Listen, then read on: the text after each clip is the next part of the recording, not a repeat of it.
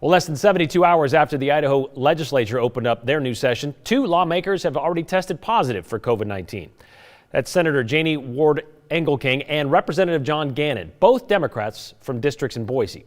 We have not heard any confirmed reports of any Republican lawmakers testing positive, but Tristan Lewis joins us in studio tonight with reaction from 2 leaders in the State House this week. Tristan, what are the details we're finding out about this? Yeah, Brian, a spokesperson for the Idaho Democrats say Senator Ward-Engelking and Representative Gannon both wore masks this week at the State House. People who have been in close contact have been notified and will get tested.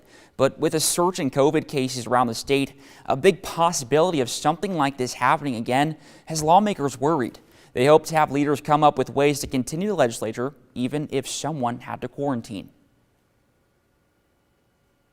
Yeah, it concerns me, obviously, from the standpoint of, we are apparently in another surge. We're at another peak outbreak. There's more than 2,000 Americans dying a day right now of COVID, which it's a pretty frightening situation. As Idaho lawmakers gather back in the Capitol this week for this year's legislative session, at least 2 will be missing for the next several days because of positive tests of COVID-19.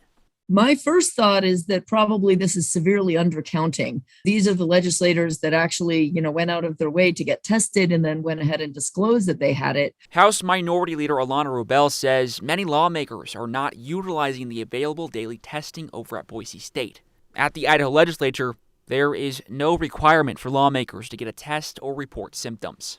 Most people that I'm aware of around the body have been vaccinated and boosted, and so we'll have to see how it all works out. But right now we're planning to do business as usual. And while there is no mask mandate either, Senate President Pro Tem Chuck Winder says he's seen more mask wearing this year than last. But even with the surge in COVID around the state, there are no additional safety guidance or requirements he would like to see at the State House moving forward. I think we've taken the stance that we encourage people to wear a mask, and we don't have a mask mandate.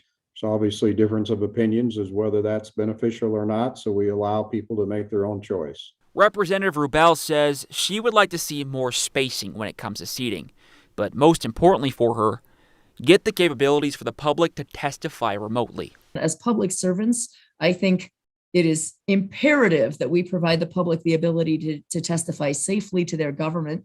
And I think it's completely unacceptable right now that legislative leaders running the building are denying the public that opportunity.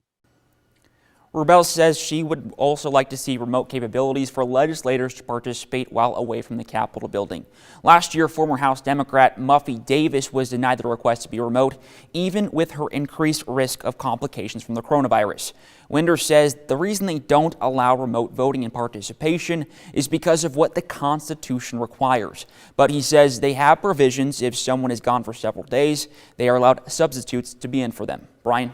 Yeah, as he said, these are the only 2 that we know about so far. And if we go with what Senator Winder said, we presume vaccinated, wearing masks. But we don't know that they got this at the State House. Could be something they brought in from the outside as well. Exactly. All right. Thank you very much, Tristan.